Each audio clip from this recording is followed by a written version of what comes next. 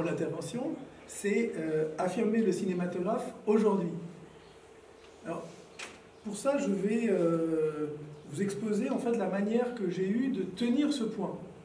J'ai opté pour une façon peut-être plus existentielle ou enfin une façon plus subjective d'aborder la question de défier le nihilisme. Mais donc c'est par cette affirmation du cinématographe qui s'est constituée au fil du temps, avec des événements, des choses que j'ai eu envie de repasser, retracer un peu ce mouvement. Donc en cinq étapes, on va dire. La première qui est la naissance du point, on va dire, par des œuvres et des lieux. La deuxième étape, c'est plutôt, je vais vous donner deux exemples contemporains et que j'appelle mélancoliques, deux exemples de cinéma, de cinéastes contemporains, qui ne sont pas moi donc. Un troisième moment qui consiste en ce qu'a été la consolidation de ce point, donc qu'on peut appeler une méthode, quand c'est constitué, donc je vais vous parler un peu de ma méthode, de notre méthode. Le quatrième moment, c'est une contradiction que je voudrais essayer d'exposer entre héroïsme et tenir un point, et qui s'appuie un peu sur notre dernier film qui va sortir en juin et qui s'appelle Les Désorientés. Et enfin, le cinquième moment, ce sera plutôt l'avenir. Quel serait l'avenir, puisque la question de notre rencontre aussi, c'était d'être capable de nous projeter sur le futur. Alors pour ça, je vais être accompagné de manière très libre, hein, parce que, comme vous le savez, je suis cinéaste, je suis ni philosophe, ni rien du tout, donc ni rien de tout ça, et je vais être accompagné de Kierkegaard, d'après, donc, ou bien de Kierkegaard. Voilà. Et pour commencer, tout de suite, je vais vous lire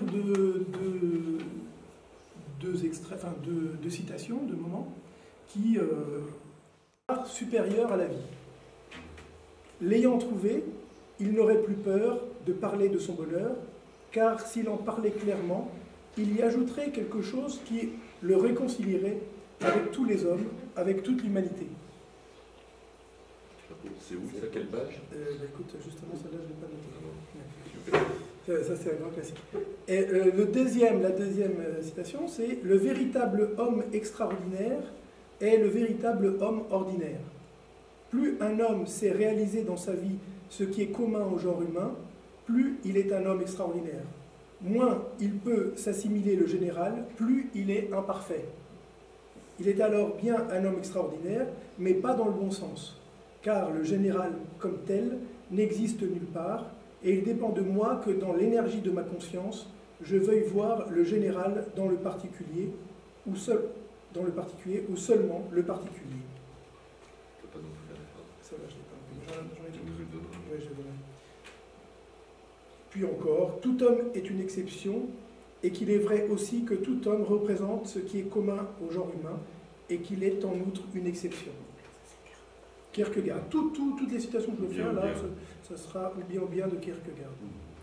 Alors, pour commencer, je voudrais tout de suite vous faire une analogie, enfin, avec la méthode que je vais utiliser un peu pour essayer de faire une introspection, un retour sur l'arrière, avec une méthode de notre travail cinématographique, c'est-à-dire avec la façon que l'on a. D'abord, on a hérité du cinéma moderne, je vous en parlerai de toute façon, mais inauguré au milieu du XXe siècle. C'est-à-dire une méthode qui consiste à inverser la notion de suspense, qu'on connaît bien au cinéma, dans le cinéma classique, hein, le suspense, exemplairement chez Hitchcock, mais évidemment dans tout le cinéma classique, qui tend le spectateur vers un dénouement futur.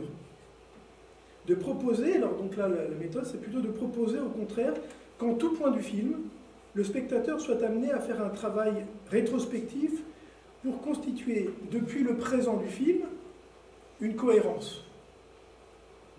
Chaque présent du film est donc inconnu quand elle arrive, quand elle surgit, elle est imprévisible, mais en revanche, on ne pouvait pas la prévoir, on ne pouvait pas la sentir par un élément de suspense, mais en revanche, il est possible, après coup, d'en comprendre la logique, voire même que chacun décide de vouloir rétrospectivement trouver cette cohérence, faire le travail de cohérence. Alors moi, donc, je procéderai de la même manière pour enquêter sur le point que je tiens, c'est-à-dire que je vais faire depuis le présent de mon travail. Donc je pense que si je devais faire ça dans quelques années, je ne ferais pas la même chose, peut-être. Depuis l'état actuel de ma compréhension du cinématographe. Alors, pour commencer, je vais commencer par la naissance des points, hein, ce que je vous ai dit le tout départ. Je vais le faire en 3 temps. Ce que fut la naissance de ces points, donc c'est un peu l'inauguration. Donc, 3 temps qui sont à chaque fois des rencontres avec des œuvres hein, cinématographiques. Donc là, ça va être les œuvres de Ingmar Bergman. Ensuite, ça va être celle de Jean-Luc Godard. Et ensuite, celle de Straub, Jean-Marie Straub et Daniel Vuillet. Et évidemment, chaque fois, ça s'est passé dans des lieux spécifiques, c'est-à-dire dans des salles de cinéma. La première a eu lieu au Saint-André-des-Arts. Je ne sais pas si vous connaissez ce cinéma. En 93-94. C'est important parce que Paris est encore, je crois, une ville où les petits cinémas existent, c'est-à-dire des cinémas qu'on appelle d'art et d'essai, ça ne veut pas dire grand-chose, mais en tous les cas, des cinémas où il y a encore des rétrospectives du grand cinéma, du cinéma, voilà, d'histoire. Donc ça existe encore, et moi je pense que ça a tendance peut-être un peu à disparaître, mais enfin ça se maintient un peu. Et le Saint-André-des-Arts en a été, donc ça c'était en 93-94, ça a été pour moi une découverte aussi du cinéma. Je vais vous l'expliquer. Ensuite en 2002 ça a été avec le Dojo Cinéma, donc ça c'est un cinéma que nous-mêmes nous avions constitué. Et en 2008-2009 c'était au Reflet Médicis. Enfin vous voyez, vous allez voir pourquoi l'importance des lieux bien sûr. Hein. Il m'a semblé intéressant de tenter devant vous d'explorer ces rencontres, parce qu'il est évident que pour moi, c'est bien grâce à elles que j'ai trouvé la force de commencer, d'avoir un commencement, et ensuite de poursuivre. Mais par l'idée de la possibilité de fabriquer moi-même des œuvres cinématographiques. Je pense d'ailleurs qu'une des raisons majeures pour laquelle on s'engage peut-être dans une production artistique vient du fait qu'il est devenu important pour soi de témoigner de ces rencontres. Voilà, comme un peu comme une façon de témoigner. Et qu'une des façons les plus efficaces, ce n'est pas la seule, une des façons les plus efficaces, pour tirer les conséquences de cette rencontre, c'est bien de faire soi-même des films pour assurer que cette fidélité soit vive dans le monde et l'époque dans laquelle on est tombé. Chaque nouvelle rencontre, les 3 que je vais tenter de déployer devant vous, ont à chaque fois été un commencement. Un commencement où et c'est là où Kierkegaard intervient, un ou bien, c'est-à-dire une nouvelle alternative radicale s'est proposée, dont le choix effectif a pour conséquence de nous éloigner un peu plus de notre égarement, voire d'un nihilisme omniprésent. Et Kierkegaard explique ce qu'il entend par ou bien. Le choix lui-même est décisif pour le contenu de la personnalité. Par le choix, elle s'enfonce dans ce qui est choisi, et si elle ne choisit pas, elle dépérit. Les différents choix que j'ai dû faire pour le cinématographe ne sont donc pas une répétition du même, mais bien, comme le propose Kierkegaard, une reprise. Il y a toute une théorie sur la question de la reprise, c'est-à-dire une transfiguration à chaque fois, qui nécessite de la part de celui qui l'a fait un nouveau courage pour affronter une nouvelle séquence. Parce qu'au fond, ce qui compte, ce n'est pas tant ce qui a été choisi, mais l'énergie, le sérieux et la passion avec laquelle on l'a choisi. Je pense aussi que le choix originel est finalement toujours aussi présent dans les choix suivants. Il y a quand même, c'est pas tout à fait, c'est un recommencement, mais quelque chose persiste du premier. Alors voilà les différents carrefours, où les issues pour moi se sont resserrées. Et où, in fine, la question de vouloir le cinématographe, plutôt que pas, dans la figure donc d'un ou bien kierkegaardien. Alors je commence par le carrefour Bergman. Ou bien rester à la surface des choses, ou bien se rendre transparent à ce que l'on peut être. Bon, il y a dans les films de Bergman une lutte permanente pour comprendre ce que veut dire avoir la foi. Les films ont été pour moi une grande aide pour appréhender ce que peut vouloir dire choisir de façon concrète et existentielle et non pas de façon abstraite et imaginaire. Les personnages de Bergman luttent en permanence avec ce qui n'est pas clair, ce qui devient embué, ce qui serait mort par trop d'abstraction et de froideur conventionnelle, en particulier présenté dans les films par un enquistement du protestantisme chez les personnages masculins. Je ne sais pas si vous avez... c'est très frappant dans le cinéma de Bergman. Et alors le film Cris et chuchotements, ça a été la fameuse révolution pour moi dans ma vie. Il y a eu donc un avant Cris et chuchotements et après Cris et chuchotements. Je cessais de répéter ça, mais ça a été vraiment très très important dans la Constitution. Et je dois dire d'ailleurs que je n'avais pas compris à l'époque pourquoi. Enfin, jusqu'à très tard, je me disais, bon, Bergman, c'était vraiment mes premiers amours, quoi, mais je ne savais pas trop bien pourquoi en fait. Mais finalement, je le comprends mieux grâce un peu à ces rencontres-là, enfin, ce travail que l'on fait ensemble sur l'époux. Et question, mais oui. Est-ce que tu avais déjà une pratique du cinéma avant? Pas du tout. Pas du tout, pas du tout. Ça qui ah oui, oui, là c'était vraiment un intérêt pour le cinéma. Je découvrais d'ailleurs, je découvrais le cinéma complètement. J'habitais dans une île avant, en Espagne, et puis je suis arrivé en France, et je découvre les différents arts, et en particulier le cinéma, et je rencontre Bergman. Tu avais 23 ans? Oui, c'est ça, oui. C'est très très important. Mais je pense que tous les jeunes devraient... Non, mais c'est vrai que j'ai tellement vécu quelque chose qui m'a constitué, pas seulement d'un point de vue cinématographique d'ailleurs, en fait, à vrai dire, mais ça je ne vais pas parler, mais aussi d'un point de vue personnel, quoi.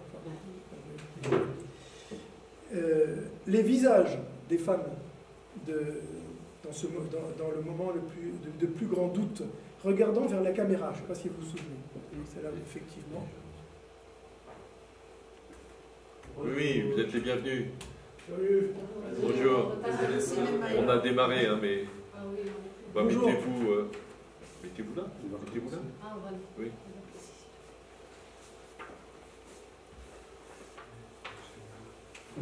Regardant la caméra, vous allez voir là, on parle d'Ingmar Bergman pour l'instant. Des femmes regardant la caméra dans desquelles quelques chuchotements incompréhensibles interviennent.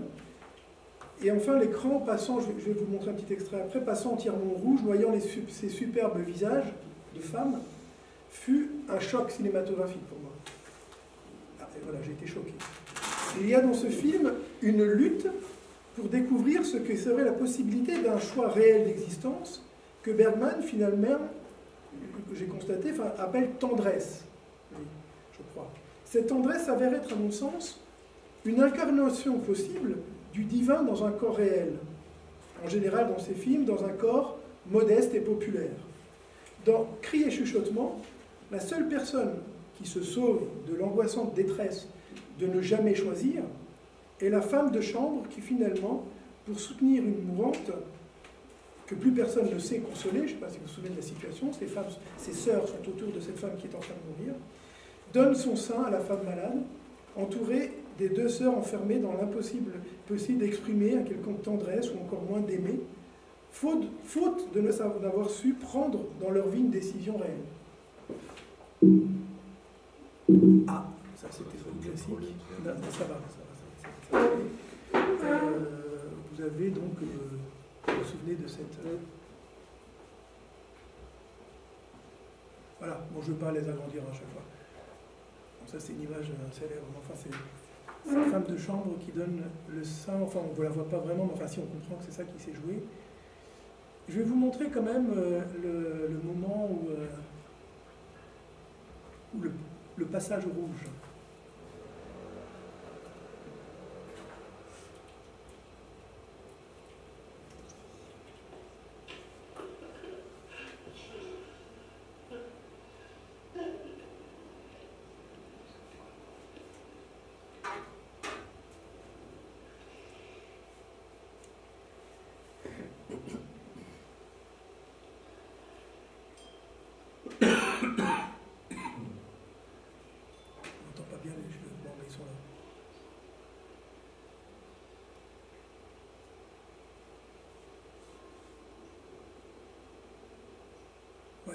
Bon, tout le film est rythmé comme ça, par ces écrans, ces monochromes rouges qui viennent se superposer au visage. Avec ces chuchotements, j'aurais dû mettre le son un tout petit peu plus fort.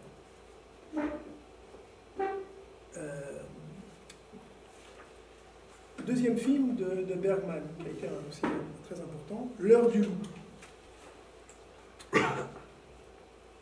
Le film suit un couple qui vit dans une île suédoise désertique où l'homme qui est un peintre et où au fur et à mesure une relation, il commence à avoir une relation ambiguë et hallucinatoire avec des locataires qui habitent dans un château voisin. C'est désertique, mais enfin comme un château, avec des locataires complètement loufoques. Dans ces nuits d'insomnie, il explique à sa femme comment le temps ne semble pas passer, ou plutôt comment une minute lui semble durer une éternité. Bergman réussit, cinématographiquement, à nous faire éprouver cette éternité en faisant simplement passer de façon littérale cette minute à l'écran. Et pas que, hein. Mais enfin, il fait passer cette minute, avec évidemment une constitution cinématographique, mais enfin, il y a cette minute qui passe pour de vrai à l'image. Et chose extraordinaire pour moi, ça a été que j'ai éprouvé là,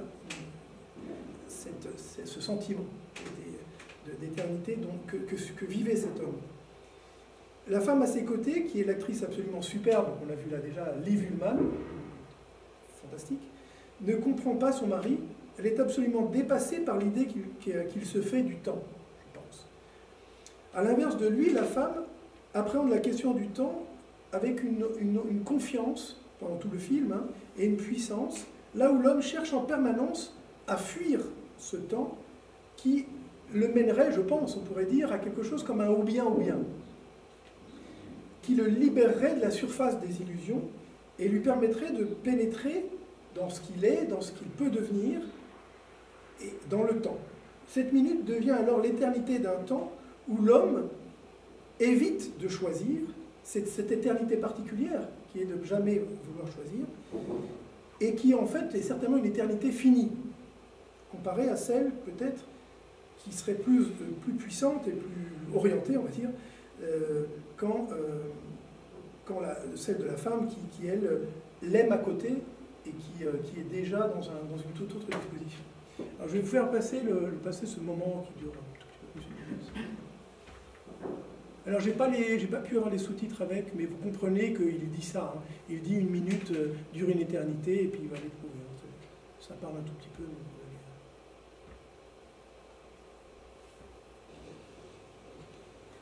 Mais il faudrait éteindre.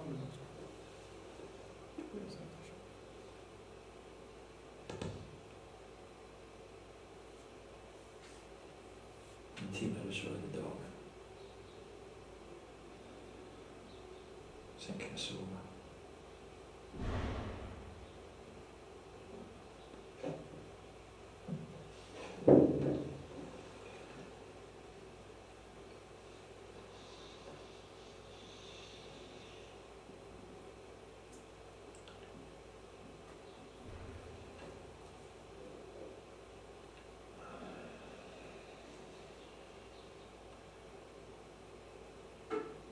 En minut är egentligen en väldigt tidsrymd. Här börjar den.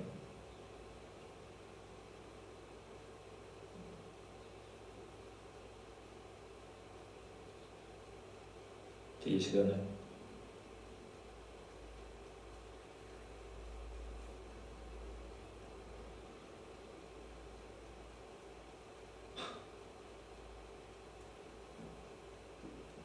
Sekunder. Ser du så länge det varar?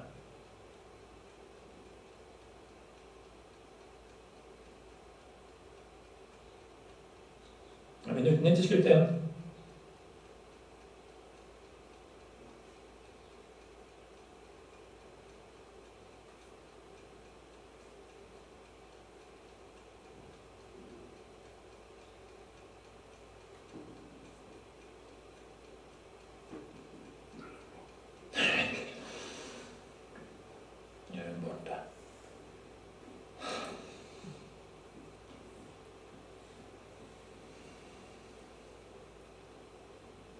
Säg någonting.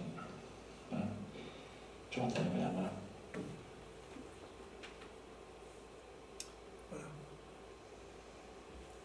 Ça, c'est des émotions spécifiquement cinématographiques. Voilà, donc j'aborde là maintenant, je vais vers le deuxième carrefour. Le deuxième carrefour que je vais appeler donc Carrefour Jean-Luc Godard au Dojo Cinéma. Ou bien faire avec le cinéma tel qu'il est, ou bien inventer d'autres possibles. La première attitude prise pour faire ce choix singulier, justement, fut celui de l'isolement. Car en choisissant le Dojo Cinéma, salle de cinéma donc, que nous avions aménagée dans un sous-sol de Montreuil, dans la banlieue parisienne, dans un espace qui était initialement destiné à la pratique du judo, donc vous savez, c'est un lieu avec des tatamis. Nous avons eu envie, donc à ce moment-là, je pense que c'était quand même ce désir de nous séparer de la mondanité artistique. C'était quelle année d'ailleurs, ça, la création? 2002. 2002. 2001, enfin bon, bref. Par la constitution de ce lieu, donc, il était question de se séparer des rapports habituels avec le monde de l'art en général et du cinéma en particulier.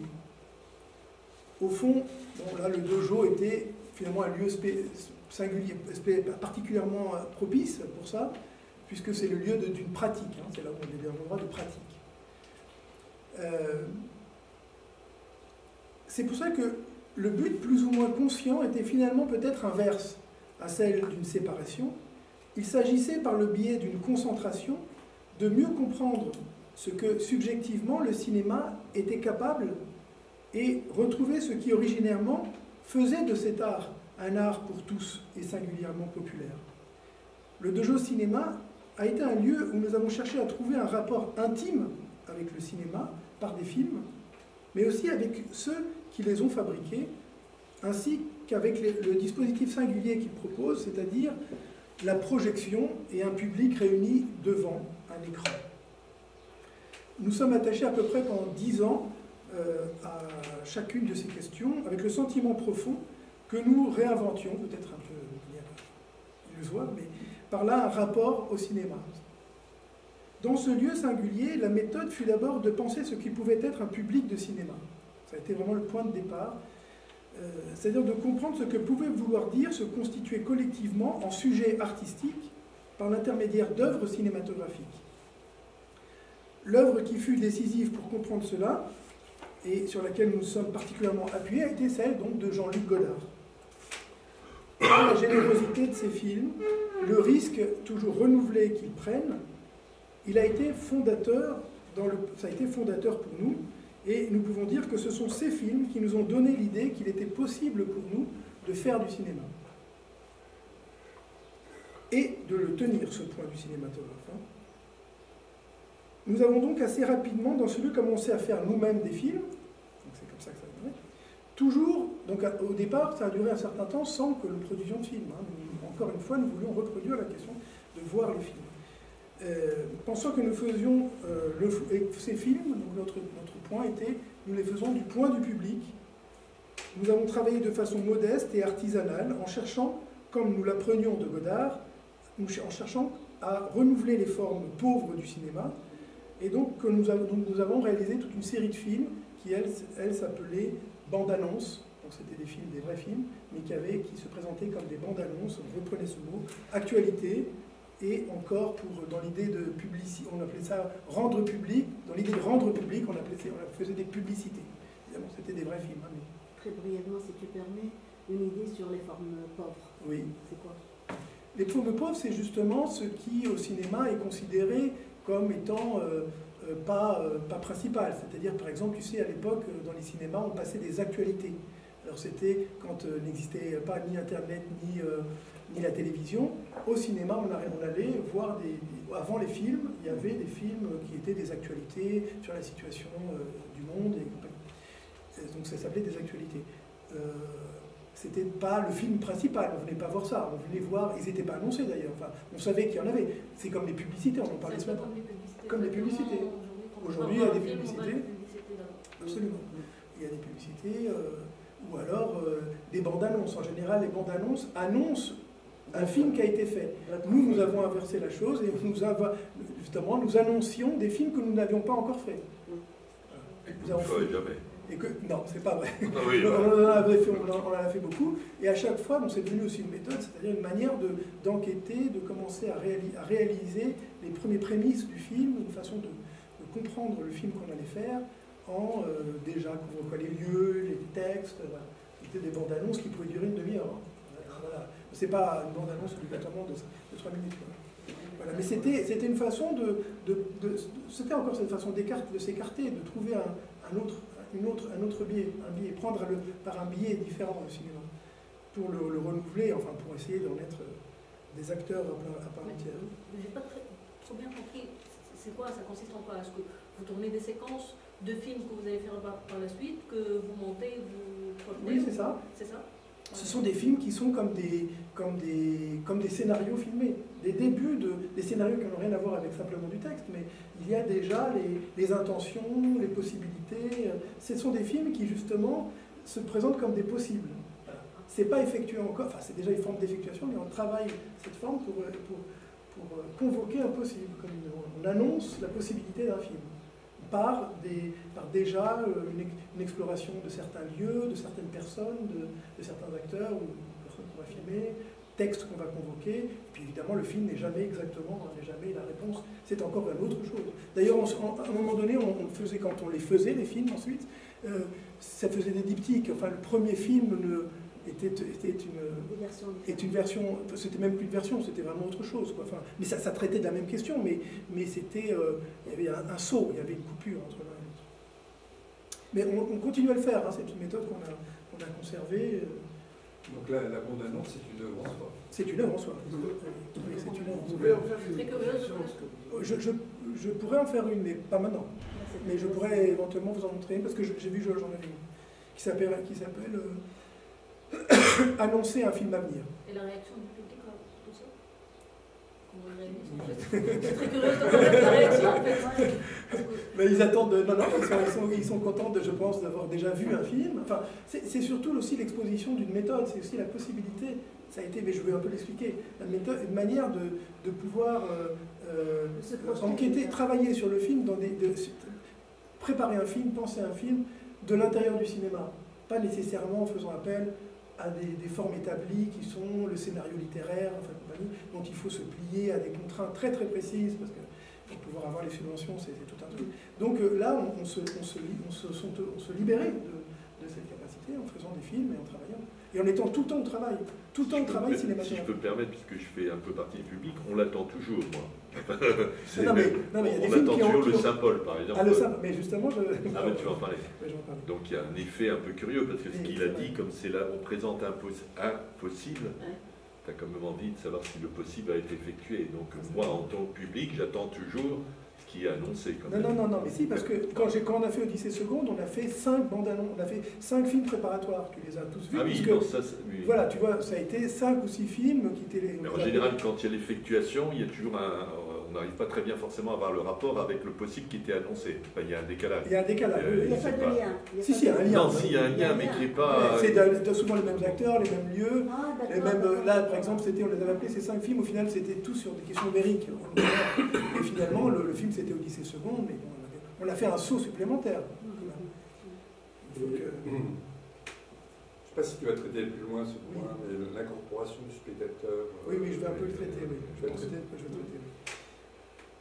Je voulais passer rapidement sur le carrefour Straub-Huillet, deux cinéastes très importants pour nous, ou bien poursuivre seul comme auteur, ou bien poursuivre à deux comme collectif minimum. Ça a été notre question.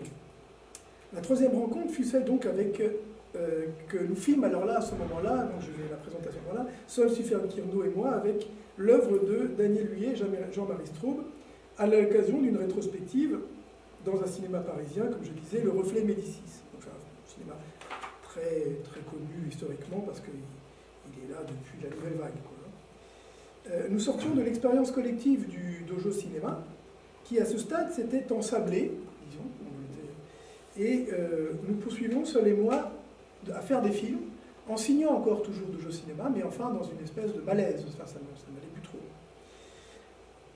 Rétrospectivement, il me semble que nous étions dans le dilemme de comment continuer, comment poursuivre le cinéma après cette expérience collective sans pour autant tomber dans ce qu'on pourrait appeler l'auteurisme que nous avions vivement critiqué au cinéma.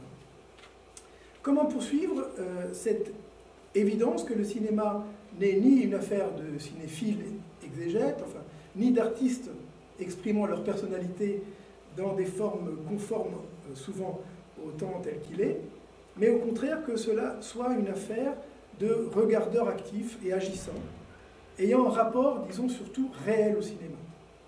Comment continuer d'œuvrer pour un cinéma capable d'ouvrir les yeux plutôt que de les fermer, les berner souvent, pour rendre acceptable un monde dont nous avions pris mesure pendant ces années, parce qu'on était très concernés par la question politique de manière un peu lointaine, enfin, à quel point le monde était injuste et inégalitaire. Donc ça se donnait une... Alors, ce fut pour Sol, donc, et moi, une évidence que les films de Straub et Huillet étaient, par leur singularité, une résistance en acte au cinéma académique, commercial et culturel. Leur travail commun, l'énorme exigence de leur travail, de leurs films, l'intellectualité du cinéma qu'ils déployaient, donc la pensée sur le cinéma qu'ils déployaient, nous a inspirés et nous a ouvert la possibilité de tenter de faire de même. Leurs films, ce sont des singularités. Hein. Je ne sais pas si vous avez l'occasion de les voir. Mais... alors ça se révèle par plusieurs façons. Il faudrait beaucoup de temps pour le décrire, mais je vais le dire sur deux points. Par la façon qu'elles ont de mettre en avant la dimension sensible, justement, et la matière cinématographique, c'est-à-dire les sons et les images. Et en même temps, donc on est confronté à la matière cinématographique, enfin vraiment, surtout qu'ils ont longtemps travaillé en pellicule, enfin bon, mais en plus, voilà, il y a vraiment là les sons et les images qui nous sont proposés comme étant la matière même du travail, quoi. Et en même temps, il y a aussi une forme un usage de la distance, donné à la fois par la diction des acteurs et par la durée des plans, qui est très singulière chez eux, et sur le rapport entre les plans et le son, etc. On peut dire qu'après l'expérience donc collective du Dojo Cinéma, ce fut pour nous une découverte, à la fois grâce à cette rétrospective qui a eu lieu donc, au Reflet Médicis, qui s'étendait, elle, sur plusieurs mois. Donc c'est bien, ça, c'est des choses qui durent, ça permet d'avoir le temps de penser. Mais il se trouve qu'en plus, nous filmions ces séances qui avaient lieu, et nous filmions la parole de Jean-Marie Straub. Donc sa femme était morte, lui présentait ses films, et nous filmions, parce qu'après les films, il parle de son travail, et il expliquait ce qu'était pour lui le cinéma, le cinématographe et compagnie. Et donc nous, on filmait pour faire un film. Nous étions en travail, là. Et ça a été, ce film, donc ça s'appelait finalement Nos yeux se sont ouverts. Donc c'est en ce sens que ça voulait dire aussi que quelque chose était, comme je vous le décrivais au départ, était nouveau. On a vraiment eu le sentiment de recommencer quelque chose. Excuse-moi, Nos yeux se sont ouverts, film de... Sol, Suifat-Cano et Rudolf Di Stefano, notre film. Parce qu'il y a un film tunisien de Sonia Chempré, et ses yeux se sont ouverts, quelque chose comme ça. C'est pas Sonia, c'est Leïla Bouzi, je pense. Leïla Bouzi. Ah, Leïla Bouzi. Ouvre les yeux. La fille de Nourdine Bouzi. Voilà, c'est ça. Voilà. Ça répondait à un titre d'un des films de Straub et Huillet, qui est Othon. Othon, c'est à partir du texte de Corneille. Et c'était le sous-titre, enfin le titre complet, c'est nos yeux en tout temps ne peuvent pas se fermer tout le temps. Enfin, ne peuvent pas se fermer. J'ai oublié le titre exact. Voilà. Ça répondait à les yeux, le regard, voilà. évidemment. Donc, à la suite, oui. Straub, vous savez que vous le filmiez? Oui. Oh oui, là, c'était... On sait pas. Ils nous engueulaient même des fois. C'est une personnalité. Il engueule tout le monde. Il engueule tout le monde. C'est une personnalité incroyable. Puis il était dans un état de folie parce qu'il voulait perdre sa femme. Il avait fait toute son œuvre avec elle. Et il venait de la perdre. Et cette rétrospective avait lieu à la suite de ça. Enfin, à la suite, moi, je peut-être prévu avant, mais il était dans un état pas possible. Bon, mais enfin, c'est devenu quelqu'un avec qui on a travaillé. Enfin, ça a été une personne constituante pour nous. Bon, enfin, c'est sur leur œuvre. Bon, et donc à partir de là, effectivement, on s'est dit qu'on pouvait donc travailler seul et moi ensemble pour faire des films. C'était un départ différent. Parce qu'avant, c'était toujours des œuvres collectives. Hein, on était toujours plusieurs. Enfin, c'est collective, elle le reste, mais dans une forme minimum. Évidemment, cette décision de vouloir tenir un point 2, exige que tout de suite, ici, nous la questionnions. Je ne suis pas sûr de vous donner toutes les réponses, mais qu'est-ce que c'est que tenir un point à deux? Pour commencer, on pourrait dire qu'évidemment, il ne s'agit pas, dans notre cas, de le tenir de la même manière. Je dirais d'ailleurs que persiste toujours, pour moi, une énigme sur la façon qu'a Sol de tenir ce même point. Je ne sais pas exactement comment ça fonctionne. Enfin, je suis convaincu qu'un tel point doit rester une affaire pour chacun, alors qu'en revanche, l'objet de ce choix là, doit rester extérieur. Enfin, j'essaye de le dire comme ça, mais c'est d'ailleurs certainement cette extériorité qui fait que l'on puisse le partager, en faire un point commun, même si la raison de le tenir ne sont pas, pour l'un comme pour l'autre, exactement les mêmes. Donc là, je pense qu'il y a de quoi discuter. Mais c'est peut-être pas le moment. Parce que c'est pas évident. C'est pas évident du tout. Est-ce que ça se voit dans cette différenciation que tu soulignes dans le rapport à la pratique du cinéma? Dans leur film. De votre pratique Est-ce que ça se à voit deux comment? du cinéma. Oui.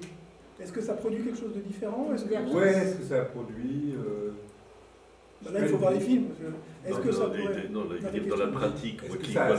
Ils n'ont pas la même pratique quand ils font des films. Ça, c'est ça qui veut dire. Oui. Vous n'avez pas la même place. On n'a pas la même place, mais on partage des places. Il y a des fois, on n'a pas toujours les mêmes places, et il y a des places partagées.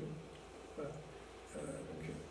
Et puis vous êtes en couple, il faut quand même dire en plus les choses. Exactement. Oui, c'est-à-dire qu'en plus, il se trouve que ce point à deux, voilà, qui se tient parallèlement aussi à un point que l'on tient aussi ensemble, qui est celui de l'amour. Oui, c'est un point de l'amour. C'est le point de l'amour. Cinématographe. Non, le point du cinématographe et le point du cinématographe ne sont pas exactement superposables, je crois. Mais... Ouais. Bon. Vous n'avez pas, sinon, vous n'avez pas cherché à harmoniser vos différences.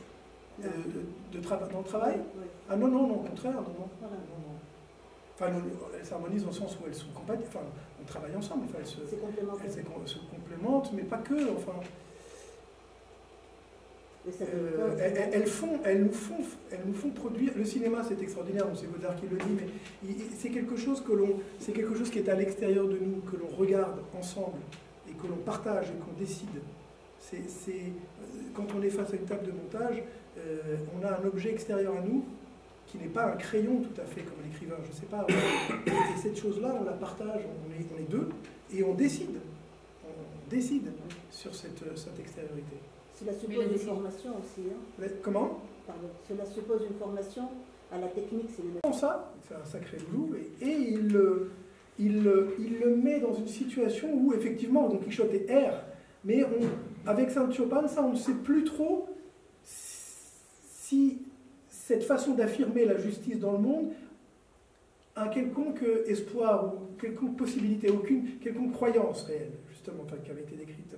Il y a quelque chose de sévère dans la façon de le faire. Et l'autre film, il s'appelle Le Chant des oiseaux, qui est un voyage des rois mages allant vers Jésus. Donc il travaille soit avec des costumes, hein, et donc il les fait traverser comme ça, les champs, les pays, et c'est magnifique ce qu'il fait. Mais pareil, les rois mages ils dorment, ils se relèvent, ils repartent, ils sont perdus dans ces espaces, ils avancent. On se demande où sont vraiment je le revois d'ailleurs, enfin, où sont les étoiles dont on parlait hier, qui dirigent, qui orientent leur marche. C'est comme des rois mages qui marchent sans étoiles. Il se trouve que le film qui ont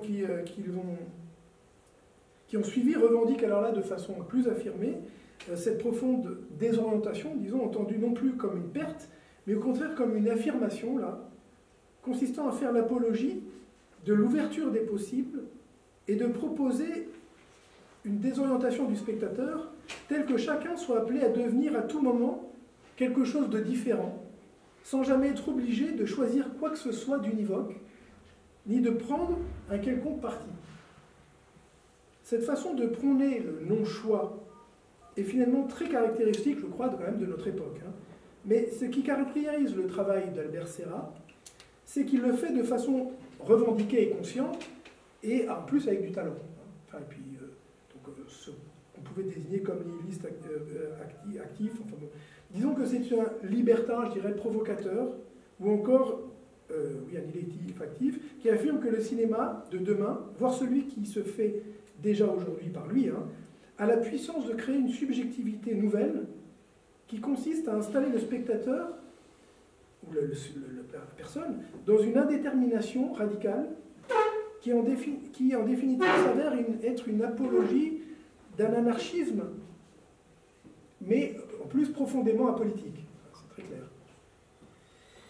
Ce qui est d'autant plus troublant, c'est que ces films mettent en œuvre des méthodes qui viennent encore une fois de la grande tradition du cinéma moderne, telles que celles que Bresson, Godard, Straub le fait, et à laquelle nous sommes fidèles, enfin attachés en tout cas, de repenser ça. Alors malgré la proximité de notre héritage, il se trouve que nos orientations s'opposent, et disons que là où lui revendique la désorientation, nous affirmons la volonté d'une orientation. Là où il y a question d'anarchie et de destruction, disons, nous travaillons un rapport possible entre cinéma et politique d'émancipation, par exemple. Nous pourrions dire aussi que son rapport à la modernité cinématographique est purement soustractif, peut-être c'est une façon de... qu'il y a dans ces films la volonté de faire table rase. Il y a une façon d'utiliser les plans sonores et visuels comme des abstractions qui, faisant rupture avec la durée marchande et spectaculaire, n'affirment pour autant aucune autre possibilité du temps. Au contraire, ils servent plutôt à revendiquer un désœuvrement où se créent des poches de liberté, enfin ça fait penser un peu à ce que tu décrivais aussi, hein, dans un monde fini comme irrémédiablement perverti et absolument inchangeable. Alors un des films caractéristiques, bon mais c'est pas ça, c'est parce que c'est drôle,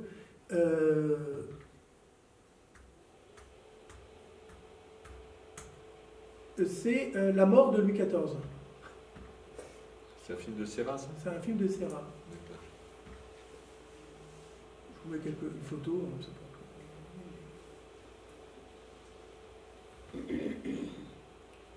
Voilà. Bon. Ah, c'est très... C'est très très bon. Ce qu'il fait, il est vraiment très bon.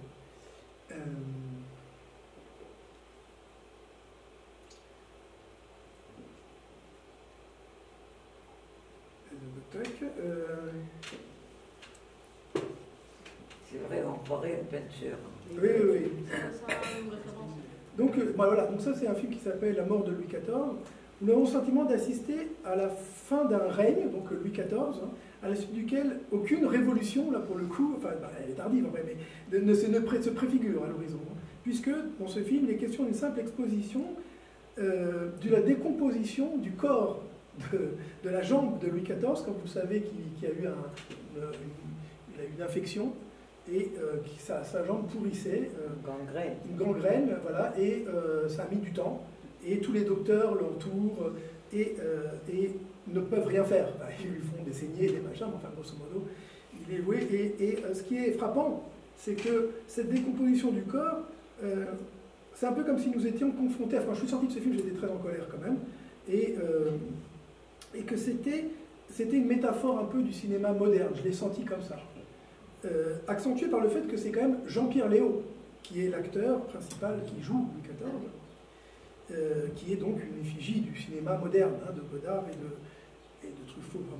Voilà, enfin en tous les cas, voilà. Donc Jean-Pierre Léaud, pendant 2 heures devant nous, dans une sophistication cinématographique très, très compliquée, meurt. Voilà. Un autre caractéristique du cinéma d'Albert Serra est la façon qu'il a de multiplier les points de vue. Par l'utilisation sur le tournage de plusieurs caméras, pour filmer une même situation. Malgré la liberté mise en avant, la multiplicité des possibles, donc les caméras sont là, ils jettent les acteurs dedans, et ils sont comme perdus. Ils savent plus qui les regarde, ni comment, ni pourquoi. Et ils travaillent ça. Donc les acteurs sont mis dans des situations tout à fait originales, enfin, où ils travaillent sur cette... Parce que très souvent ils travaillent avec des non-acteurs, des fois aussi avec, et ils se retrouvent dans une situation où dans leur jeu, ça produit des choses très singulières. C'est très particulier. C'est un peu théâtral, non? Non, parce que justement, le théâtre, tu sais à qui tu t'adresses. Tu t'adresses à un public qui est face à toi et à laquelle tu joues. Là, ils sont, des fois même les caméras peuvent être très loin, ils sont comme perdus dans le paysage, tu vois, ils se retrouvent un peu livrés à eux-mêmes. Ils les livrent un peu eux-mêmes, La polyphonie, hein, mais il fait des heures et des heures de tournage, tu vois. Et donc moi, malgré la liberté qui est mise en avant, les multiplicités des possibles, parce que c'est quand même ça son argument, l'originalité des points, l'égalité des points de vue, qui sont il y a par exemple la question du regard subjectif et objectif. On ne sait plus si c'est un regard objectif, un regard subjectif, si la caméra fait en cinéma, tout ça, ça peut être traité. Là, on ne sait plus vraiment qui regarde, qui a regardé. Ce serait comme si vous preniez le film d'Hitchcock, Fenêtre sur cour, et puis tout d'un coup, là c'est l'inverse, si vous voulez, prenons, si on devait prendre les cas extrêmes. C'est le point de vue mis en valeur par Fenêtre sur cour d'Hitchcock, où il est avec son appareil photo, et il observe les choses. Là, c'est tout autre chose. Et on filme exactement les mêmes scènes. C'est les mêmes scènes, mais prises par plein de caméras, et après on les recompose au montage, mais les acteurs, ça produit quelque chose, et toi, en tant que spectateur, tu ne sais jamais réellement quelle est sa place, quel est le point de vue qu'il a choisi. Donc il a choisi, mais elles sont tout le temps en train de se convertir, de se transformer. C'est un peu une mise à l'écart du langage cinématographique, parce qu'au fondement, le langage cinématographique est le plan, et si on ne travaille pas autrement, tu ne sais pas, tu es à quelle valeur, c'est des caméras un peu partout qui prennent des valeurs assez différentes, et puis... Oui, oui. Mais lui, c'est vrai que le champ des possibilités est plus vaste. Ce qu'il veut, c'est aussi que quand on regarde ça, on soit dans cet état d'indétermination, d'impossible choix, d'être comme désorienté, mais dans le sens où, affirmativement pour lui, c'est de ne pas choisir, ne pas se limiter. Et il fait défiler les mêmes scènes l'une après l'autre, comment ça se fait au niveau de la recomposition? Oui, après ça prend la forme d'un film quand même, avec une évolution, enfin pas une évolution justement dramatique et avec un suspense, mais il tient malgré tout la forme d'un film du début à la fin. Il expose pas mal dans les galeries aussi, hein, mais enfin grosso modo quand même il y tient à la forme de projection et de séance. Donc si j'ai bien compris, c'est un élargissement des possibilités lors du tournage, et puis c'est une réduction des possibilités en montage, parce que finalement il va finir par choisir des plans pour les monter, pour faire un film assez cohérent. Assez cohérent, mais quand même où persiste déjà la situation de l'acteur, la place de l'acteur est flottante, et le point de vue est toujours incertain. Il y a quand même une façon de tenir, de ne pas savoir qui regarde. Je ne veux pas passer trop de temps sur lui, mais enfin, en tout cas, c'est vrai qu'il y a un film qu'il appelle Liberté, dont le titre est très prometteur, parlant, et donc la liberté, donc ce sont donc c'est des voyeurs et des gens qui baisent, disons, dans tous les sens, bon. Et donc on ne sait plus qui regarde qui voit qui, les porteurs qui sont, parce que ça se passe au XVIIIe siècle, les porteurs sont tout autant ceux qui regardent que ceux qui font. Voilà, il y a une indétermination constituée par le film, et on le ressent. Hein. C'est des films, en plus, celui-là fait un film qui dure 4 heures, ça dure longtemps, donc on est pris dans quelque chose d'assez complexe. Et si j'ai bien compris, je vais faire une référence à un texte littéraire de René Desforêts, Les Mendiants, où on voit une même scène, un même épisode narratif qui est raconté par plusieurs personnages et dans des chapitres différents. Est-ce que c'est la même technique ou non? Pas tout à fait, je crois, mais je ne sais pas. Oui, enfin, non, c'est pas tant. Je crois pas. Ça n'a rien à voir avec ça. Autre chose. Non, parce qu'après, comme elle dit, il y a quand même un découpage qui fait qu'on a en fait affaire à chaque fois à un seul plan. On n'a pas affaire. Donc c'est plutôt la méthode là, tu décris plutôt la méthode que le film lui-même. En fait. Il faudrait bien analyser le film, mais si quand même ça a des effets. Hein, oui, non, enfin, il faut... bon, de toute façon, il est donc très très hostile à la question. Enfin, il a très peur du cliché. Il cherche vraiment à. Mais quel rôle il joue dans ton point? Parce que là, je suis un peu perdu là, parce que quel rôle ce cinéaste joue dans la constitution de ton point? Parce que c'est ça notre fil conducteur. Oui. On se distingue. L'ouvre des possibles. L'idée que Albert Serra, il a chez lui la promotion, disons, de la différence, de ce qui est en permanence différent. Non, mais pour vous, il a joué quel rôle, ce cinéaste-là? Quel rôle il joue dans ton point? Non, là, il joue le rôle de quelque chose qui est une proposition actuelle revendiquer une continuité du cinéma moderne, voilà, et une orientation qui finalement prend une orientation qui se distingue de nous, qui est opposée ou dans lesquelles nous ne reconnaissons pas, enfin nous ne faisons pas le même travail. Et donc c'est un héritage. C'est pas tout à fait la même chose que ceux qui disent « je ne veux plus d'héritage, je me sépare, mais ce qu'il y avait avant, c'est tout autre chose, je constitue ». Non, non, lui, il sait, les auteurs que j'ai cités avant, enfin les cinéastes que j'ai cités avant, Straub, tout ça, ils se revendiquent d'eux d'une certaine manière. Non, mais ça j'ai compris, mais donc pour vous, c'est comme un écartement par rapport à un écartement. Voilà, c'est ça, d'accord. Ça aurait pu être, c'est une référence, mais dont précisément voilà, c'est ça. Vous écartez. J'ai pris 2 références comme ça. D'accord. Parce que ce sont des gens qu'on suit, hein, enfin, quand je regarde. Oui. Parce que c'est pas. Le deuxième, c'est. Et puis c'est aussi la dimension contemporaine de la situation cinématographique. Le deuxième, c'est Pedro Costa. Alors, Pedro Costa, c'est un cinéaste qui, lui, est portugais. Nous pouvons dire que les films de Pedro Costa sont aux antipodes, on va dire, d'Albert Serra, puisqu'ils sont comme le modèle de ce que peut vouloir dire tenir un point, tant il poursuit avec insistance une orientation choisie qu'il a pris au départ. Enfin, pas tout à fait au départ, puisqu'au milieu de sa carrière, il a décidé, il avait une évolution assez classique dans son travail cinématographique. Il faisait des films qui, dans une forme classique, disons, de la production cinématographique, et il a décidé de s'en séparer à un moment donné pour faire des films avec des toutes petites équipes, travaillant sur 1 ou 2 ans, allant tous les jours travailler. Enfin bon, c'est plus du tout dans la logique du cinéma qui consiste à faire un film en 5 semaines. Voilà. Donc il a fait une rupture avec le cinéma habituel, disons, et c'est lui qui donc faisait ce film sur Straub dont je vous ai parlé tout à l'heure. Et il inaugure une série de films qu'il fait avec des habitants des bidonvilles de Lisbonne, et aussi avec un bidonville, parce que le bidonville a été détruit, puis il continue dans un autre bidonville à l'extérieur. Et donc depuis la rupture qu'il a faite avec le cinéma, enfin avec certaines formes de façon de faire du cinéma, il a fait plusieurs films, qui passent d'un film qui s'appelle Dans la chambre de Vanda, qui continue par un très important film qui s'appelle En avant jeunesse, et puis enfin, récemment, en 2022, là, il a fait un film qui s'appelle Vitalina Verela. Par la façon singulière qu'il a de travailler avec les habitants des bidonvilles, ces films deviennent la présentation d'un peuple. D'ailleurs, il dit lui-même qu'il sert une classe,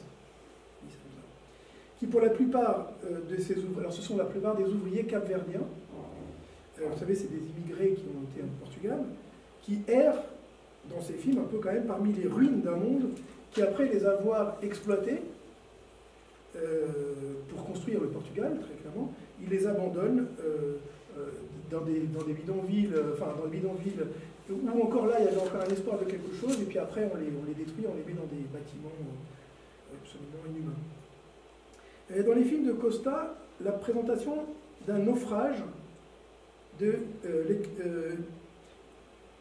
d'une perte infinie quand même. Ces films, c'est quand même chargé de ça, où Ventura, donc, qui est son personnage principal, qui est un ouvrier capverdien, hein, il a suivi ce personnage, cette personne dans tous ses films qui ont suivi, un vieil ouvrier, il en est un peu le symbole de cette perte des coutumes, perte de l'intelligence des rapports sociaux, perte encore de l'intelligence de comment ils habitaient, même dans le bidonville, comment ils savaient faire.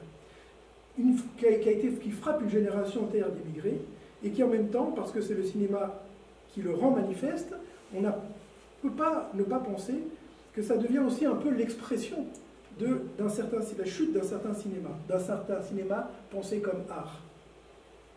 Et qui s'avère savoir être pour lui, enfin, qui n'a plus de droit de citer. Enfin, on sent chez lui comme ça une espèce de figure. Il y a un côté, c'est des derniers éclats fragiles et sublimes d'un cinéma qui nous vient des origines, qui nous vient aussi de la modernité cinématographique, mais qui est voué à... Enfin, qui sont préservés comme des flammes extrêmement fragiles. Et c'est beau de voir Pedro Costa, c'est un bel homme, il est affligé, quoi. Enfin, il y a quelque chose de... Mais dans ses films, il y a ça, et lui aussi, hein. Enfin, il y a quelque chose de... Je ne sais pas comment on pourrait dire... il y a, bon, je voulais la comparer à quelque chose comme la figure du mystique, qui nous laisse penser que si le monde est comme mort, reste l'amour de Dieu. Encore, un peu quelque chose comme ça. Mais dans le cas de Costa, c'est l'amour du cinéma. Il y a vraiment, Alors la façon qu'il a de filmer ces gens, leur beauté rayonnante dans une lumière fragile et ciselée, apparaît comme les dernières traces d'une dernière image d'un cinéma perdu, donc. Je vais vous montrer une photo pour que vous ayez un peu le ton comme ça. C'est lui qui fait, enfin ils sont très peu, c'est lui qui tient la caméra avec un autre je crois, mais la lumière c'est toujours extraordinaire. Ça c'est tout là.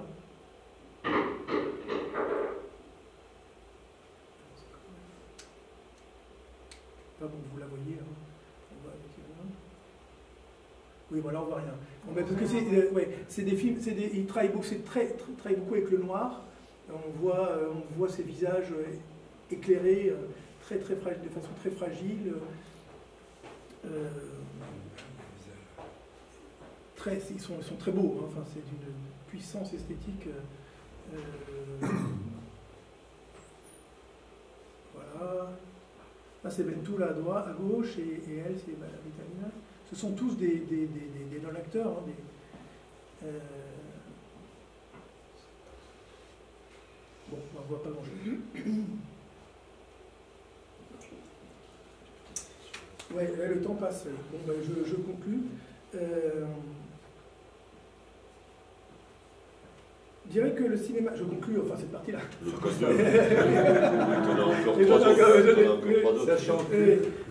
Doit avoir gardé un rapport inventif à la question politique. Oui, bon, donc je conclus avec, en me différenciant, disons, hein, en différenciant le travail, en disant que, parce que Costa, il y a quelque chose comme ça, quelque chose dont il faut se méfier, pour moi, donc là personnellement, enfin, dans notre travail. Il faut se méfier de la tentation, disons, dangereuse, qui consiste à faire de notre point tenu, on en parlait quand même hier, une façon de se démoraliser du monde un peu, de fuir dans une île de la beauté, voire de devenir soi-même une île. Et depuis là, mélancoliquement considérer que seul notre combat vaut au détriment de tous les autres. Bon, on a déjà abordé cette question, mais je le sens un peu chez lui, hein, tout en étant, encore une fois, un grand cinéaste. En conclusion, je dirais que le cinématographe doit savoir garder un rapport inventif à la question politique d'émancipation, mais aussi aux avancées des autres domaines de connaissance de l'humanité. C'est une affirmation. Le cinéma, en somme, ne peut pas se penser seul, et que les rapports, aussi fragiles soient-ils, qu'on entretient avec les autres domaines d'invention, nous préservent de nous enfoncer dans la mélancolie hyperactive d'un Albert Serra, ou encore d'une mélancolie esthétisante d'un Pedro Costa. Éviter cela, c'est au fond ce que nous tentons de faire, je crois, dans nos rencontres. D'accord. Alors, on en arrive à la question de la méthode. Juste une petite demande. Oui. Tu parlais tout à l'heure de carcan scénaristique. Oui. J'ai l'impression que, même si tu ne le disais pas par rapport à vous, mais par rapport à quelqu'un, mais en même temps je sens que c'est votre approche. Et alors, j'allais poser la question sur qu'en est-il du scénario dans votre activité? Je crois que ça va venir après. Oui, c'est ça, c'est ce que je vais essayer d'aborder. Voilà. Ça, je le sens. C'est un morceau. Oui, bien sûr. Alors, tenir un point, c'est peut-être finalement arrêter dans les préliminaires, c'est pour ça. de prendre... C'est vrai que c'est long, oui. Prendre des détours infinis, justement. Tenir un point, c'est éviter de prendre des détours infinis. Et emprunter des raccourcis, je pense. Pas tant des raccourcis qui mènent plus rapidement à un but, mais plutôt qui permettent de choisir une direction, en choisissant une direction claire, de sortir d'un certain égarement. Dans notre cas, donc, c'est manifesté par la décision donc, de persister en faisant des films. Alors, je voulais dire un mot sur la question d'expérimenter, parce qu'on a quand même parlé hier, que pour nous, ça n'a pas été vraiment la question d'expérimenter, finalement, mais d'agir, enfin, de devenir de façon assumée des cinéastes, s'inscrivant dans la lignée des cinéastes qui nous ont précédés, en assumant une certaine histoire du cinéma, avec des victoires, des impasses, des égarements.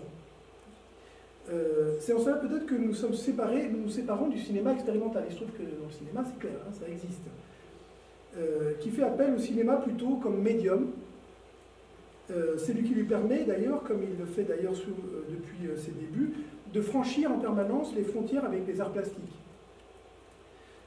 Donc nous, on tente vraiment autre chose. Tenir le point du cinématographe n'est pas pour nous faire du cinéma un moyen pour s'exprimer.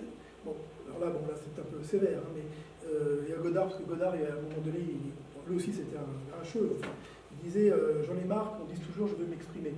Maintenant, je veux imprimer. Imprimer des impressions. Enfin, mais agir pour et dans le cinéma, donc prendre parti pour le cinéma, être un militant du cinéma et s'engager corps et âme dans cette direction. Donc il y a une sorte dans ce sentiment-là d'être intime avec lui. Et l'exemple de Godard, évidemment, là, est frappant. C'est-à-dire le fait que chez Godard, il y a quelque chose, d'ailleurs, il y a une évolution dans Godard qui est passée de Jean-Luc Godard à JLG. Je pense que là, il y a un saut qu'il a fait, c'est-à-dire qu'il est passé d'un auteur personnel, de sa phase, justement, avant la rupture de 68, à devenir un sujet cinéma. Jean-Luc Godard devient finalement plutôt le déchet de JLG. Il faut pour ça voir le très beau film de la promotion, Autoportrait de décembre de JLG, un très très beau film sur la question de ce que c'est que ne pas être que d'être JLG plutôt que Jean-Luc Godard. Il faut donc de la persévérance, de la patience pour vaincre les doutes, on le sait.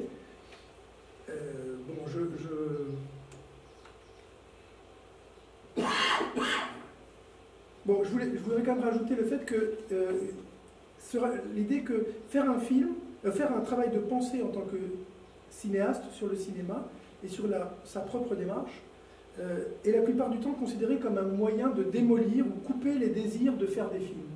C'est quand même, voire de les regarder.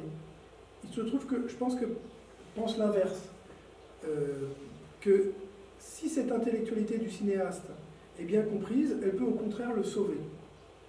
C'est donc en sachant mieux ce que l'on a fait, ce que l'on aime dans le cinéma, que l'on peut persévérer et tenir dans la voie que l'on a choisie. Cette intellectualité, là, pour moi, est un après-coup.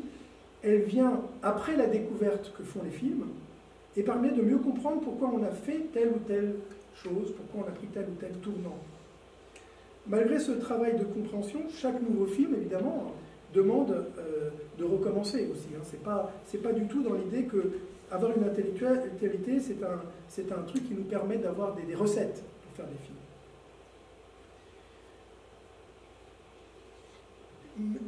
Donc ce courage, c'est plutôt, disons, l'étonnement d'avoir réussi. Quand on repart sur un nouveau film, c'est quand on a tenté d'y réfléchir dans les films précédents, comprendre ce que l'on a fait, il y a l'étonnement d'avoir réussi, d'avoir fait un film, et l'effort de comprendre comment cela a été possible, produit une sorte de ligne où chaque manière de fabriquer un film finit par donner une constance ou une certaine méthode.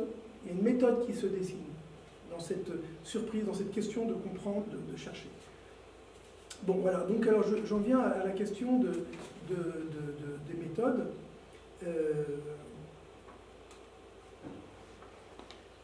Tous ces points donc, que je vais vous aborder, là, ils sont 4.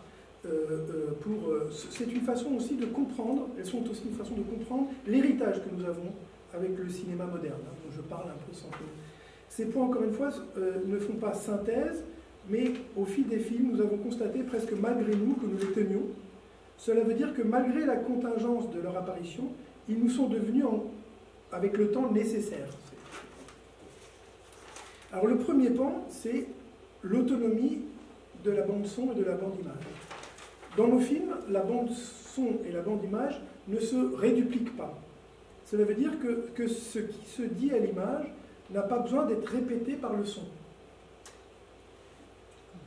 Cette idée ne veut pas du tout dire que les images et les sons ne peuvent pas être synchronisés, voire être enregistrés en même temps. Mais plutôt que ce qui est assigné à l'image, c'est-à-dire ce qui est dans le champ, par exemple, n'est pas de même nature que ce qui est de l'ordre du son, qui lui peut être à la fois dans le champ et hors du champ.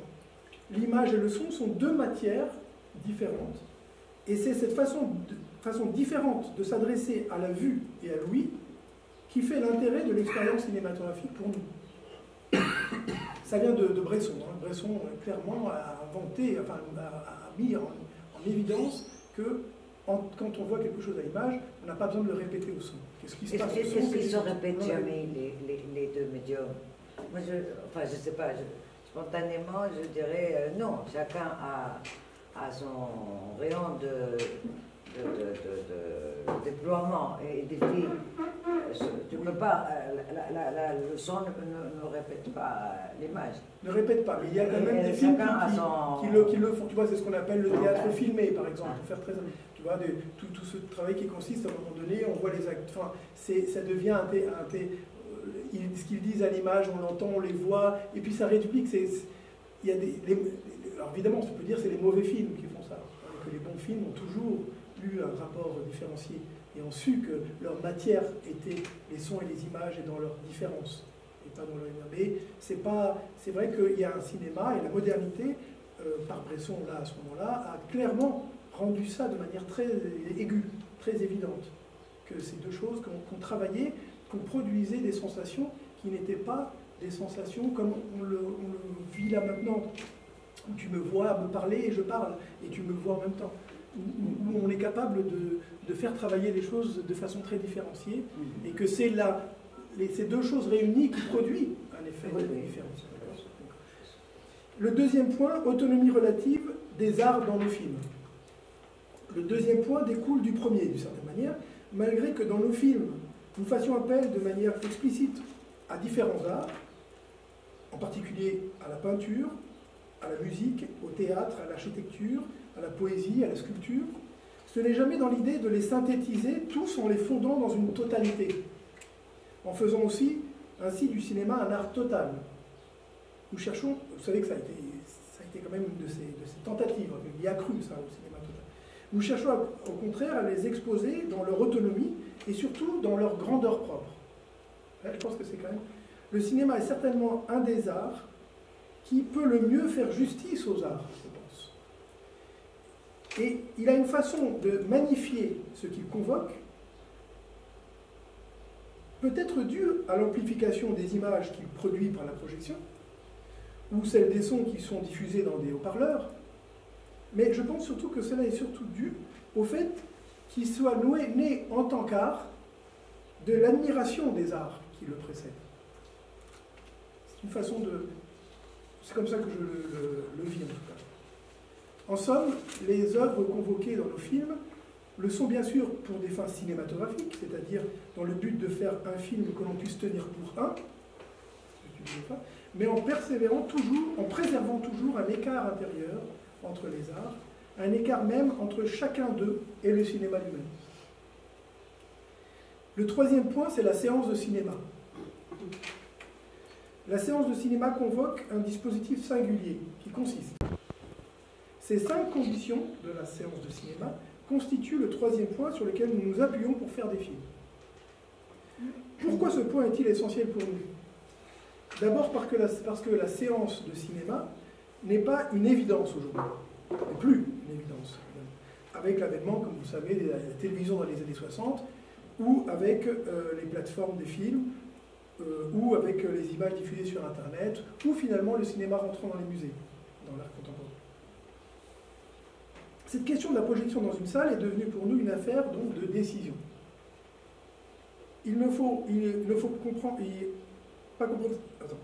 Ce qu'il faut comprendre, c'est que la séance de cinéma n'est pas pour nous une façon supplémentaire de diffuser un film, mais elle est en fait la façon que l'on a de les concevoir. Quand nous disons par exemple, et ça depuis le cinéma, que nous faisons nos films depuis la place du public, cela veut dire que nous concevons chacune de nos images et nos sons par la façon qu'ils auront d'être présentés à un public collectivement réunis dans un dispositif singulier et dans un temps bien délimité, dans une séance, donc avec un début. Oui, c'est quand même un sixième élément. La question du moment découpé. Oui, je l'ai intégré dans la séance. C'est une séance. Quand tu dis les 5 composantes, il faut aussi un sixième composante. Oui, un sixième composante, c'est de 8h à 10h. Voilà, c'est ça. Dans ce dispositif spécifique, les images projetées sur surface de l'écran, viennent de l'arrière du public et ont une orientation. Orientation qui correspond à celle que prennent les différents regards, regardant cette image dans la même direction. En revanche, les sons, eux, ont une direction opposée à celle de la projection des images. Ils sont au contraire diffusés vers le spectateur, soit venant de derrière l'écran, puisqu'en général il y a trois enceintes derrière l'écran, hein, soit tout autour. Les sons partent, en somme, les sons partent d'une enceinte particulière et viennent vers ceux qui écoutent. C'est inversé le mouvement. En somme, l'image projetée est une invitation à regarder dans une même direction, une direction qui est en dehors de nous, alors que les sons, eux, s'adressent à chacun des spectateurs en fonction de la place qu'ils tiennent presque dans la salle. Quelque chose. Ces deux directions opposées et leur combinaison est, à nos yeux, un point essentiel pour qu'un public de cinéma ait chance de se constituer devant un film. Avec cette importance mise sur la séance de cinéma, nous sommes finalement aussi proches du cinéma primitif, avec ses velléités au début du XXe siècle, de faire que les séances de cinéma soient le lieu d'une cérémonie de type nouveau, destinée à tous, hors des distinctions culturelles, sociales et économiques. Quatrième point, et le dernier, le montage. Le montage est celui qui noue ensemble les trois premiers points que je viens de décrire et qui, de plus, est présent à l'intérieur de chacun d'eux. Attention, c'est le quaternion. Non. Ça va aussi à Newton quand même. On peut faire des blagues. On peut faire des blagues. C'est pas une blague du tout. C'est pas une blague que vous racontez. Donc c'est le montage est celui qui à la fois donc est dans tous et en même temps. Donc c'est le montage qui fait tenir ensemble la disjonction de la bande son et de la bande image. C'est encore lui qui, dans un film, préserve l'autonomie des arts. C'est encore le montage qui, dans la salle de cinéma, fait exister la possibilité qu'un public soit ni une simple somme de spectateurs isolés, ni tout à fait un public fondu dans une expérience immersive et hypnotique. Le montage, dans nos films, n'est pas un collage, n'est pas un mixage, il est la façon de tenir ensemble les différents éléments convoqués, non pas pour les sommer ou les additionner, mais pour produire un entre-deux, un troisième terme qui ne totalise pas les parties, mais qui les fait exister dans une cohérence inédite.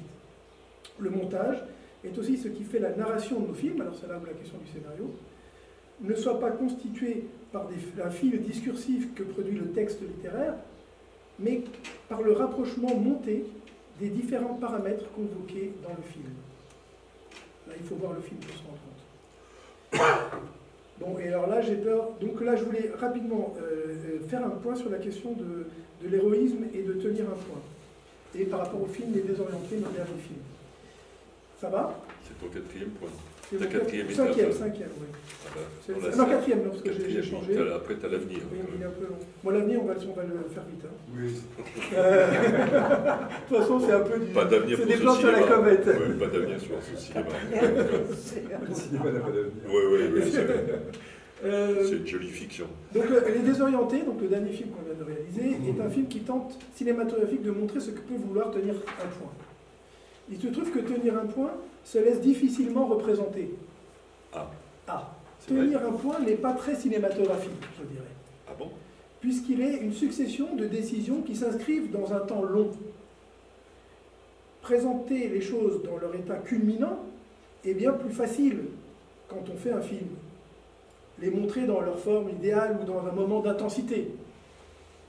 Un héros qui se bat et périt se laisse excellemment bien représenter par le cinéma. Mais en revanche, le fait de tenir un point tous les jours ne s'y prête moins facilement, puisque l'essentiel de cet exploit est justement que cela soit tenu tous les jours et de façon discrète. C'est pas spectaculaire. C'est pas spectaculaire, on ne peut pas dire. Mais Kierkegaard dit, le courage se laisse excellemment bien concentrer dans l'instant, mais non pas la patience. Justement parce que la patience lutte contre le temps. Ce film que nous venons de terminer tente de mettre en tension ces deux questions, celle du courage du héros et celle de la patience que demande de tenir un point. Les Désorientés sera présenté en juin donc à Paris.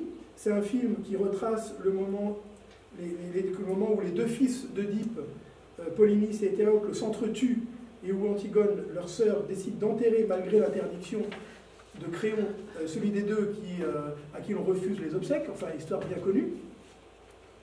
Ce qui nous intéresse dans ce film, c'est de confronter l'intensité héroïque concentrée dans le fait de tenir une idée jusqu'à la mort et de faire exister en même temps, de façon diagonale, les existences incognito qui justement tiennent un point avec patience et de façon absolument non spectaculaire. On pourrait dire aussi que dans ce film, il y a une lutte entre ce qui est de l'ordre de l'espace et ce qui est de l'ordre du temps, peut-être. L'espace tenu par la figure héroïque, qui se donne en une seule fois, comme la sculpture grecque par exemple, et celle du temps qui s'exprime dans la durée, évidemment, qui avance de façon discrète et sous-jacente. Au fond, le cinématographe ne cesse de travailler ces deux dimensions aussi, celle de l'espace et du temps. L'héroïsme présenté de façon sculpturale dans ce film, vous allez peut-être, je vais montrer quelques images, finit par chuter dans la pure surface des reflets, bon, vous verrez qu'à la fin, mais je ne vais pas vous montrer tout, mais enfin, des reflets qui ne sont plus que le temps et puissance de persistance dans le devenir. Ainsi, les héros, dans leur tradition grecque, sont vus comme des demi-dieux aux purs éclats de l'instant, enfin, qui sont appelés dans nos films à changer de statut et à être des figures du temps. Les véritables héros de notre film, donc, ce sont les acteurs, ou plutôt les modèles, bon, ça c'est une autre façon de les désigner, qui ont accepté de travailler avec nous et qui font un temps, qui ont pour un temps endossé les habits à la fois des héros tragiques et leur pathos, pour enfin qu'il s'en dégage quelque chose de leur vie à eux, qui est une humilité, une vie simple et choisie. Donc du particulier qu'incarnent les héros, nous avons dans ce film tenté de faire apparaître le général, quelque part. Le général entendu, par Kierkegaard entendu, comme ce qui est assigné à tout homme, à sa dimension générique. Il y a un autre aspect, les héros chez Antigone et Créon, par exemple, se présentent plutôt comme des possibilités, alors que la vie incarnée par ces modèles sont des effectuations, je pense. Quelque chose comme une effectuation. Kierkegaard propose de dire qu'avoir choisi sa vie consiste à se choisir soi-même, plutôt qu'il ne s'agit de se connaître soi-même. C'est intéressant comme. On sait à quel point Oedipe lui-même était porté par cette passion de se connaître, qu'il a amené à se crever les yeux. Il considère que l'individu, Kierkegaard, en se connaissant soi-même, n'a pas terminé le travail, et qu'il faudra en plus choisir ce qui en lui appartient à tout homme, à sa dimension générale. Il y a dans les héros tragiques des Grecs une sorte d'abstraction, en quelque sorte, qui les porte en dehors d'eux-mêmes, les porte aux extrêmes, et face à cela, le cœur, bon, c'est le cœur qui en général prend une dimension qui n'est pas un entre-deux, mais qui est encore autre chose. Bon, dans notre film, vous allez voir, il y a l'Exodos, enfin je ne sais pas si je vous le montre, parce que il y a, à la fin du film, donc je vais peut-être vous le décrire, c'est peut-être pas la peine, il y a comme une forme de cœur qui se constitue. Donc tout le film est constitué par cette traversée comme ça du texte tragique, enfin, et de ces héros. Et puis finalement, on comprend, et tout ça est jeté dans le monde contemporain, un peu comme si les héros étaient échoués dans le monde contemporain. Et puis finalement, ils aboutissent à, on finit par comme dans la tragédie grecque, l'Exodos, c'est le moment où le cœur, vous savez, sort de scène, enfin pas de scène, comment ça s'appelle déjà, en chantant, c'est son dernier moment. Et à la fin, on entend la vie des acteurs, on entend la vie des gens qui ont traversé ce film. Et donc c'est comme un moment choral, comme ça, qui vient montrer les vies minuscules face à ces grands héros. Chaque membre du... Oui. Kierkegaard, dans son Bien, développe la question de la vocation. Je suis désolé, j'ai un truc. Il considère qu'il n'existe pas de vocation abstraite. Je trouvais que c'était intéressant par rapport à la question du point, la question de la vocation. Bonne pour tout homme, mais au contraire que tout homme a une vocation spéciale, que l'individu, le plus insignifiant soit-il, en a une aussi. C'est pourquoi il est d'ailleurs impossible, aux yeux de Kierkegaard, de rejeter une partie de l'humanité aux limites de celle-ci, puisqu'aucun d'eux ne se trouve en dehors du commun du genre humain, et que de plus, chacun a une vocation. Pour lui, la tâche de l'individu n'est pas tant de trouver cette vocation, mais de la choisir, encore une fois. Tenir un point pourrait donc vouloir dire choisir sa vocation. Kierkegaard dit, mais si ma vocation est modeste, même si ma vocation est modeste, je peux lui être fidèle, et alors je serai au fond aussi grand que le plus grand, sans être pour cela assez absurde pour oublier la différence un seul instant. Cela d'ailleurs ne ferait pas du tout mon compte, car si je les oubliais, alors il y aurait une vocation abstraite pour tout le monde. Mais vocation abstraite n'est pas une vocation. Et alors j'aurais à nouveau perdu autant que les plus grands. Page 563. C'est la seconde. De l'édition telle, c'est ça? Oui, c'est ça. Vocation vient étymologiquement de l'acte d'être appelé. Je vous rappelle. Vocatif. Il y a, me semble-t-il, une manière de penser cet appel de façon immanente, plutôt que transcendante, qui, elle, serait plutôt entendue comme un appel qui, elle, donc vient de Dieu, hein, l'appel transcendant.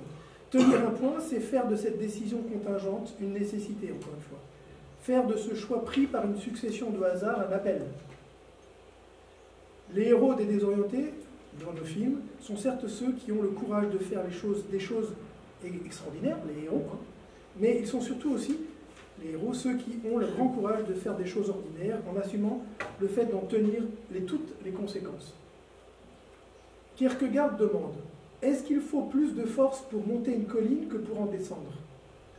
Il répond, la colline ayant le même côté, il faut évidemment plus de force pour descendre. Presque tout homme a une disposition innée pour monter une colline, tandis que la plupart des hommes ont une certaine peur pour la descendre. Plus loin, il explique. Lorsqu'on monte sur la colline, on n'a en vue que l'autre chose.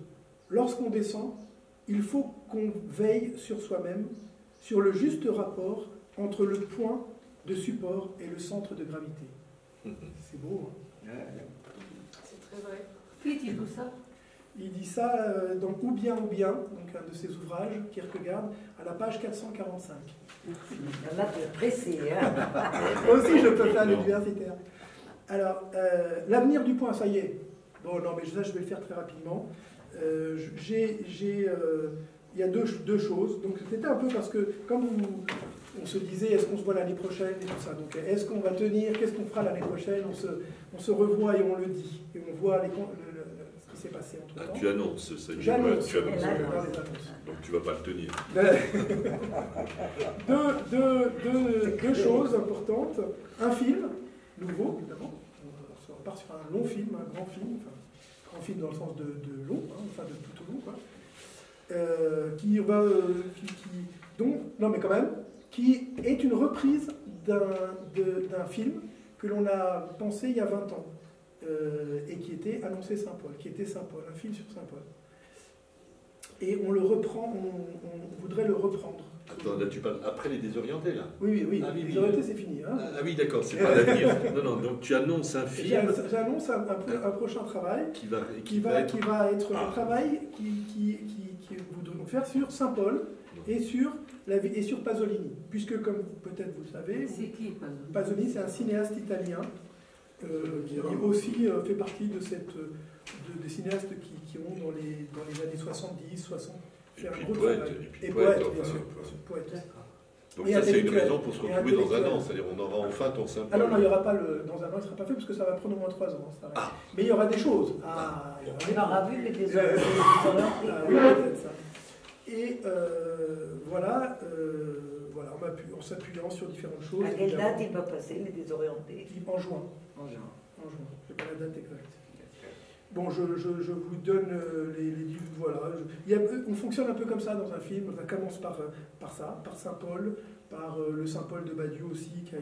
Badiou a écrit un très important texte sur l'universalisme chez Saint-Paul. C'est un ami, c'est l'un des disciples. C'est un des disciples, voilà, qui n'a pas connu le Christ, mais qui a eu une révélation à Damas, enfin dans le trajet de Damas, et il devient aveugle et il comprend. Et après il va être celui qui va permettre de faire du christianisme un universalisme, de pas que ça ne soit pas justement une affaire des juifs, mais que ça ça s'étend à tout un.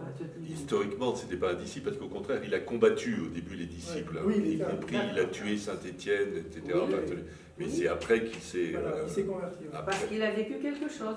Il a expérimenté quelque chose dans son corps. Il dit que le Christ, Jésus, lui a paru. Et après sa mort, voilà. Oui.